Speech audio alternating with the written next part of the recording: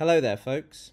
So look, there are many recent examples of this Tory government attempting to clamp down on freedom of speech, freedom of expression, the right to protest, the right to withdraw one's labour, etc, etc. I could go on and on. All whilst, by the way, they continue to whinge about cancel culture. You couldn't make it up. Anyway, you'll be reassured to discover their attacks on freedom of speech aren't limited to plebs like us. They also extend into the world of academia and education. This is Dan Koszeta, a chemical weapons expert with over 25 years' experience in the field. Government officials in January invited Koszeta to address the Chemical Weapons Demilitarization Conference in London, due to take place in May. However, in early April, Koszeta received a letter from a civil servant withdrawing the invitation. Why, you ask? Well, it's probably best I let the man himself explain. I got asked to speak. I asked to speak 2 years ago. Got asked more or less to do a repeat performance. I didn't really want to go. I found the last one not really terribly interesting from my perspective. After some hemming and hawing with the conference organizers, they said, no, we'll waive the conference fee, we'll make you a keynote speaker. I'm like, fine, okay, it's 10 minutes from my house, I'll do it. Nothing happens, nothing happens, nothing happens.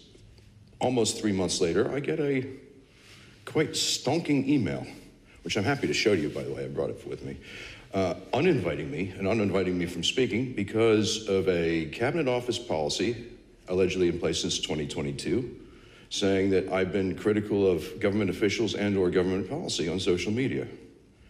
And so if that's not the definition of blacklisting, I don't know what is. Just to be clear, what were you going to speak about at this conference? I mean, was there anything political about your appearance whatsoever? I was going to speak about possible future scenarios around the world in which chemical demilitarization, which is actually the technical process of getting rid of old chemical weapons, would be relevant. I think perhaps the most controversial thing I would say was perhaps, gee, we don't really know what's going on in North Korea. Or also, it's problematic that Egypt has not signed the Chemical Weapons Convention.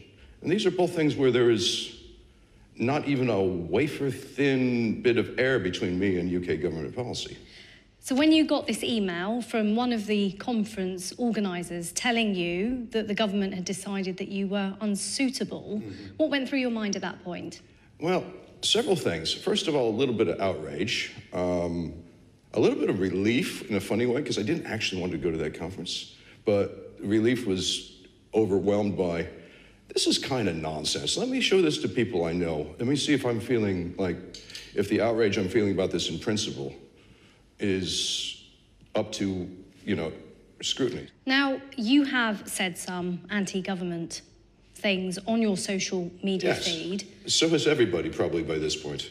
Do you feel that that should dictate where you speak and when? No, I don't think so. I mean, for example, I'm a critic of the government's policy on homelessness and asylum seekers. Why that should have any impact whatsoever on whether or not I could speak to a technical conference in my own area of expertise, that's Stalinist. I mean, I'm a liberal Democrat. I'm not a firebomb thrower, okay? These rules aren't actually published, as far as I can tell. Having looked for them, I can't find them anywhere. So how am I supposed to abide by these rules? The most we have is an assurance from the Cabinet Office that they will eventually be published in the House of Commons library. Well, how am I supposed to know these things? And you're someone who has worked at the White House. Yes. You have 3 decades experience in your field. I've written books. You're a nerve agent specialist. Yes. So would you describe yourself as being somebody who is an expert in their field and would have been an asset to the audience if you had had the chance to speak? Indeed. I have spoken to UN organizations. I've spoken to Interpol. I've spoken many times, formally and informally, to UK government organizations. I've given classes to governments of allied countries. People value my expertise. Why have you chosen to speak to me today about this? Because I think this is an outrage against free speech. Are there brilliant doctors and scientists being barred from government-sponsored conferences on valuable things like climate change and infectious disease because, I don't know, they retweeted a tweet? It's also an abrogation of our rules in democracy. Parliament never voted for this. This is a rule that is, taking rights away from people, and we don't know how many rights and how many people it's been taken away from.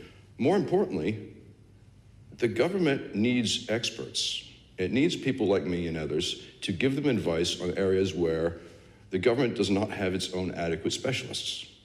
I mean, I broke cover because I think it's an important issue. Dan Koszeta, thank you very much. Okay. Perhaps unsurprisingly, this outrage has not even come close to receiving the coverage it deserves. Just think about the absurdity of this. The government are blacklisting experts because of tweets like this.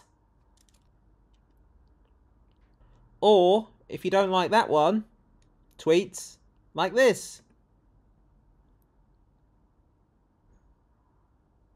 So there are many problems with this and many knock-on effects of this, aside from it being yet another attack on freedom of speech and being extremely immoral in general.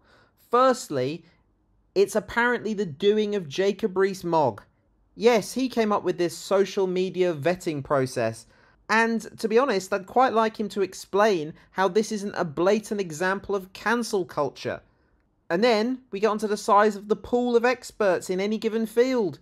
If they're going to start blacklisting their first choice keynote speakers, thus making the pool to choose from even smaller, they are simply lowering the quality of the overall event. Quite conceivably, the standard at this chemical weapons demilitarization conference will be lowered by this. And for what? To satisfy the fascistic tendencies of Jacob Rees-Mogg? It's an important event. The man was speaking on nerve agents. Surely you'd want the standard to be as high as possible. And the very fact nobody in the public domain has ever seen a copy of the rules behind this vetting process is alarming further still. This has all the hallmarks of the government making it up as they go along. Hell, they might as well base it on whether they like the look of the person. It's that ridiculous in its lack of transparency.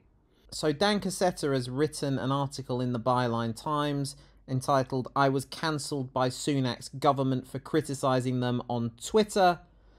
Leading weapons expert Dan Koszeta reveals how he fell victim to a Soviet-style blacklist after officials discovered he had criticised the government.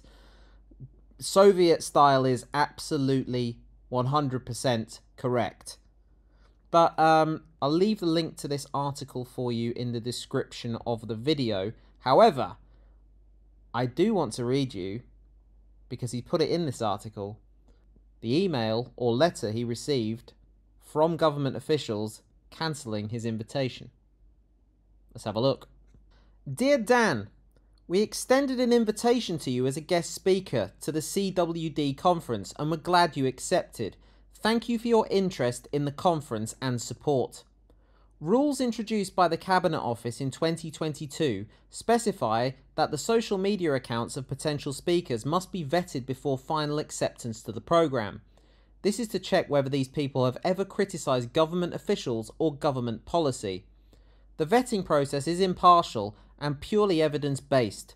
The check on your social media account has identified material that criticises government officials and policy. It is for this reason, and not because we do not value your technical insight, that I am afraid that we have no choice and must cancel your invitation to the CWD conference. I hope that this does not come as too much of a shock and wish you well in your research studies relevant to CB arms control. It's good that you strive to achieve a it's hard not to laugh at this bit.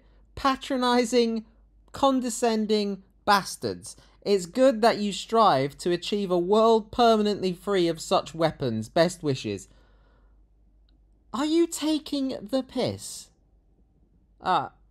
Anyway, I've said all I need to say. Come and have a read of this article. It's eye-opening stuff.